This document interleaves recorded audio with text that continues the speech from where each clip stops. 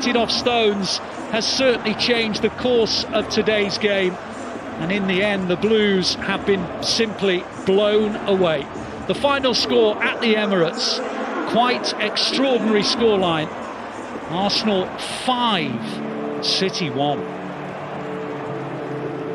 Well, let's go back to the studio where John Hartson, Paul Dickov and Natalie Pike will have plenty to talk about.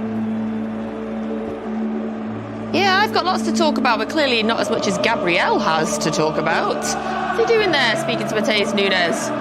Welcome back to Matchday Live, where City have been comprehensively beaten by Arsenal. Still joined by Paul Dickov and by John Hartson, and Paul and I just sitting, shaking our heads at each other, trying to recall a time when, in recent memory, you know, in the time that we've been doing Matchday Live for 4.5 years, when City have been comprehensively beaten like this. Even getting beaten, you know, we usually sit here after games with the success we've had winning all the time. So look, it can't always be rosy. It's so disappointing today, you know.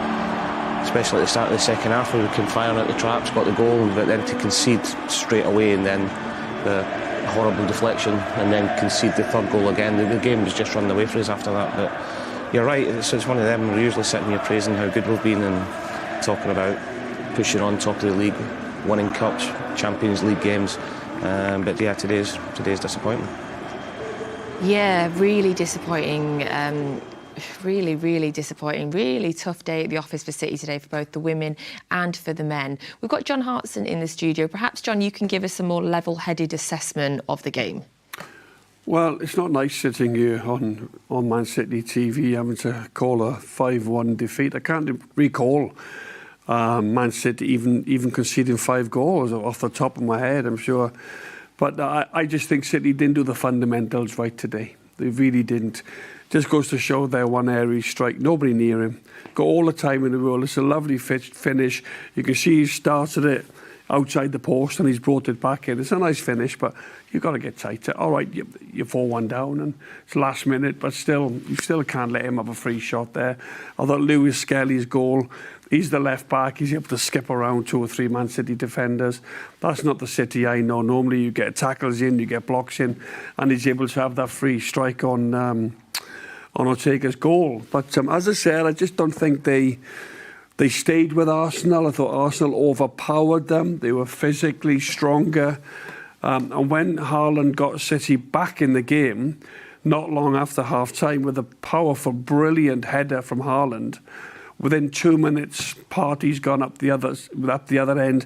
And all right, it's a deflection, which I think if City could have just held on to that 1-1 for a bit longer, stayed in the game a bit longer. But I just say today, Arsenal were so much better in every department, in my opinion.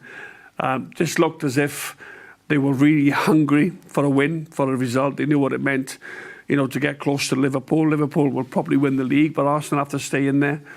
And I can't find any excuses for Manchester City. Pep Guardiola will come out and probably say we were overpowered physically. And, you know, for me, it was actually an easy game for Arsenal. I think once they went 2-1 up, I thought they played around and I thought they won it fairly comfortable, 5-1, which not a nice result for Man City to take, having been 6 games without defeat. They went into the game with a bit of confidence, but I'm sure Pep will be scratching his head thinking, where's that one come from? Yeah, the last time City conceded 5 goals, you've got to go back to 2020 and when City played Leicester. I remember that game very clearly. I was with yourself, Paul, and Andy Morrison, and I remember declaring City are never going to win the league now, and then City went on and won the league. I am not going to declare that this time, absolutely not. Not even I am crazy enough to do that. We're going to head back over now to the Emirates, where FG and Michael Brown are pitchside. Yeah, full time from the Emirates Stadium, not the second half we wanted to see, and you can hear the atmosphere in the stadium and how much it means to Arsenal. Well, you look at the start that we had, we were up against it, we showed a good reaction, we got that goal with Haaland, but then from there on it was difficult, wasn't it? Because of that one pass, Phil Foden across the centre of the pitch, but Partey had so much work to do. But what about the deflection? It was so cruel. It spun right into that far corner off the back of John Stones, and that sort of changed the game. City tried to come forward, tried to commit, but the ending was really worrying. To concede the amount of goals that we've gone on and done, and the month that we've got as well, That'd be the real concern for the manager. It just wasn't our day, was it? That second half wasn't meant to be. But we can't concede that amount of goals. Yeah, I mean, I think the manner of the goals as well, we were conceding, like we said, we were our own worst nightmares at times. The second goal's unlucky, but we give the ball away. And it's one of them passes, you know, that from Phil Foden. But Brownie, how do we attack this? And we've got a really busy month ahead. We know about that. The players have been through a run already where they struggled a lot. You'd like to hope that they learn from this more than anything. We know the season it's going to be. We're in a race for the top 4. Arsenal have other ambitions, and it's just a case of continuing to go forward.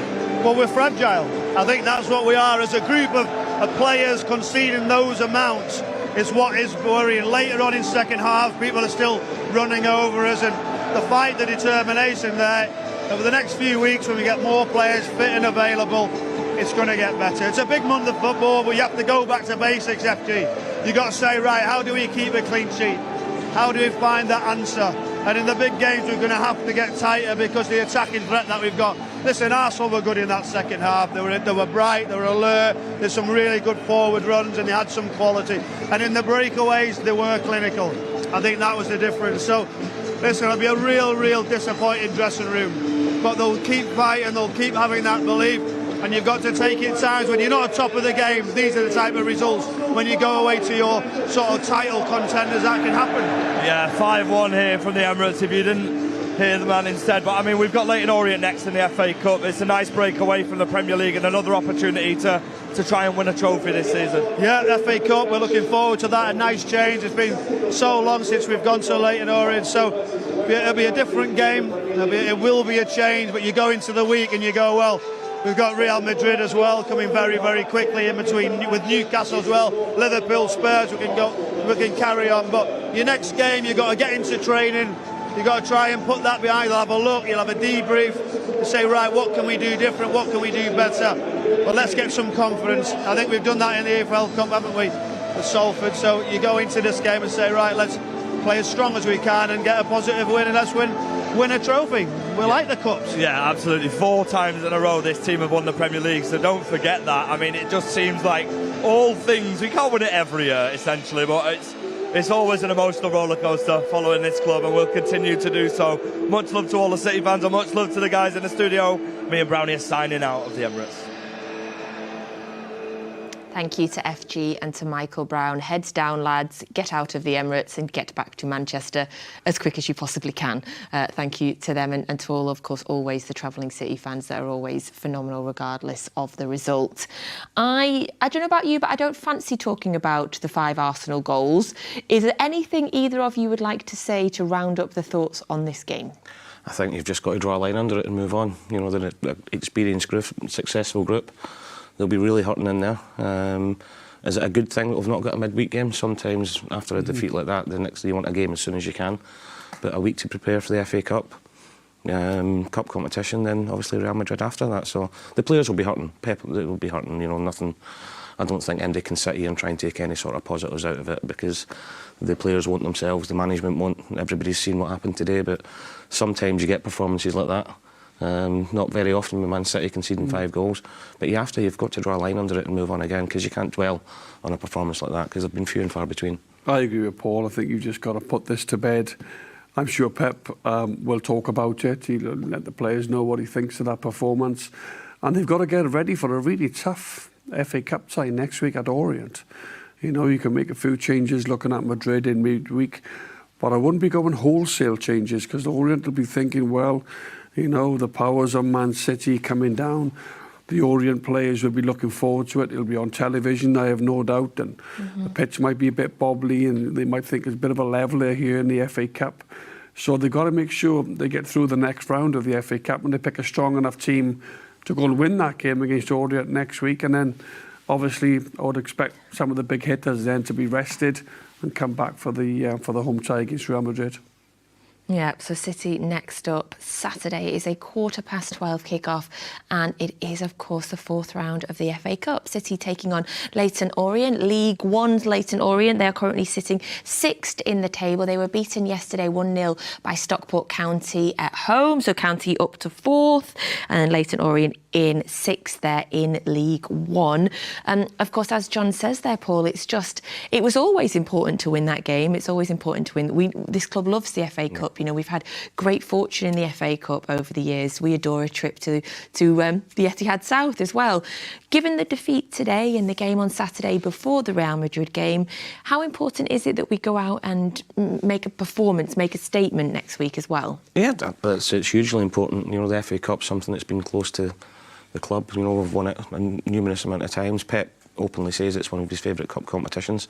So I don't think we'll be going down there and making wholesale changes. You know, we'll go down there wanting to get into the 5th round, knowing the games after it. And look, let's be honest, as we said, we're in two cup competitions now to have a chance to have any success this season. So all focus, you've got to forget about Real Madrid before the game next Saturday. And, you know, Richie Wellens, my old roommate at Leicester, who's the manager down there, who I took to Doncaster and managed them there as well. So, and they play really good football. You know, Richie's got a really good football brain. They want to go out there, the FA Cup underdogs. They always want to show everybody in TV how good they are. So it'll be a tough game, but look, I fully expect Man City to go there and win the game. Do you remember when I said to you at the start of the women's game, do you literally know everybody in football? Like, whoever we are playing, whoever we are talking about, you paid for that, know them. I managed a few as well. Will you be putting a call into Richie in the week, seeing how he's feeling, sussing them out, Agent Dickov? Yeah, he'll be all right. I think, I don't want to give anything away, but we might be doing something for Matchday Live next Saturday. Oh, you might be? So I've been told. Oh, lovely. Oh, well, I look forward to it. I look forward to seeing it and enjoying that. In terms of debuts next week or opportunities for younger players, as John was saying there, the importance now of winning next week. Are you expecting to see any of the younger players that have been regularly on the bench this season starting? Yeah, James McAtee, who's done really well every time he's come on. Obviously, Nico O'Reilly, Rico Lewis, not maybe getting the game time, but they've been in and around the squad all the time. And then the two new signings as well. I know Kuzanov played last week, but it'd be a good opportunity to get some more minutes on his belt as well. So whatever it is, I've just named 4 or 5 players there. It's still going to be a strong team that's going to be out there, and they want to go there and win, especially after that today. I wonder if we might see debuts for Vitor Hayes and, of course, a FA Cup debut for Marmouche and for Kushanov as well. So in terms of FA Cup, make your debut in the FA Cup, that's memorable. Yeah, absolutely, and it's a good opportunity maybe to throw them in. But I think Pep would have enough experience about him to know what type of team that he will pick next week. You know about the potential banana skin and everything that goes with when you're away. They're in the playoff positions. Leyton Orient, they're 6th in League One. Not doing badly themselves, although they got beat yesterday. They want to put that right as well in the next game. So yeah, as I said, I think Pep's experienced enough to not go in with a team that he genuinely feels are good enough to go and beat Leyton Orient. That goes without saying. And I don't think he'll make wholesale changes. I don't think he'll make 10 changes, for example, because the cup is too important to him. Manchester City are obviously still fighting in the 2 cups. So yeah, I think Manchester City will win the game, but like everything else, you know, they have to make sure they go down there with the right attitude, and I'm sure they'll get through. Absolutely. Thank you very much, and thank you for your company today. Thank you. I don't know if he's allowed back now after that. Yeah. It's been a highlight of the day talking to you, John. Absolutely. And we hope you'll come and join us again. Thank you. I've enjoyed it. Thank you. Paul, we've had better days together. We have. We have. And we'll have better days going forward. Yes, we will. There we go. Hopefully starting Saturday and then a week on Tuesday and then a week on Wednesday as well. Lots of games coming up, lots of ample opportunity to put things right nice and quickly. So, Paul Dickov, thank you very much. Thanks very much to John Hartson. Thank you all for watching Matchday Live. A day where we did 2 shows, a double header. We were so optimistic at the start of the day. We had so many smiles and so much energy. No, it just was not to be today. But let's remember, in the words of Paul Dickov, there are better days to come. We will see you on Saturday, Blues. I will be here with Paul Dickov. All right, yes, we are here. Nikki Weaver and FG and Brownie will be at Brisbane Road for the game. It's FA Cup Day, Blues. Stay positive. Maybe just switch your phone off if you've got any Arsenal friends, family. Just switch your phone off, switch your TV off. Just have a couple of days and we'll be back for next weekend. So thank you very much for joining us, Blues. Have a good week.